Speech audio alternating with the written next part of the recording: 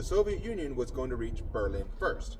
And so for the Germans, that was definitely problematic, as the Soviet Union was well aware of how the German soldiers treated the Soviet civilians and their Soviet prisoners of war. And so the Soviet soldiers were not really going to take any prisoners.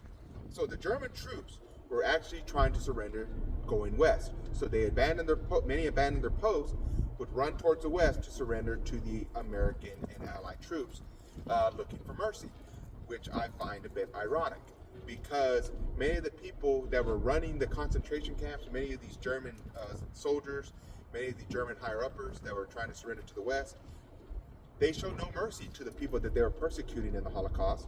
They certainly didn't show any mercy to millions of Jewish and marginalized people of Germany, or throughout Europe, actually, I should say, a manner. Hitler didn't want to face any justice whatsoever. He took the punk's way out, as he put a pistol to his head and killed himself. Hitler, the mastermind of the final solution, his grand scheme got exposed to the world whenever the Allied troops began to comb Europe and see these concentration camps in person and liberate the camps. And to many of these, especially our American troops that saw these camps in person, it scarred them.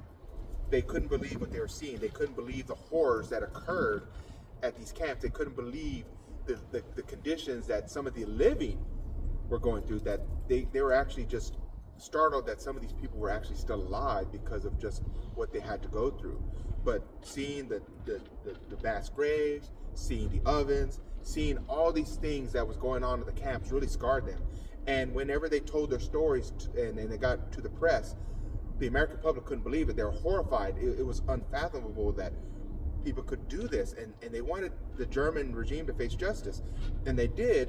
A lot of them did face justice in the Nuremberg Trials, where more of the Holocaust and more of Hitler's final solution got exposed to the public, and many of these German officials did face execution, including one that was made famous by the person by the name of Amon Goeth in the movie Schindler's List.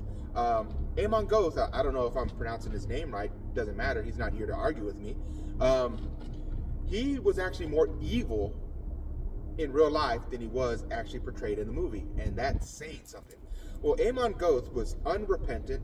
He was, defiant to the bitter end, and he believed in his cause as well as many other Germans did that got executed for their acts in the Holocaust.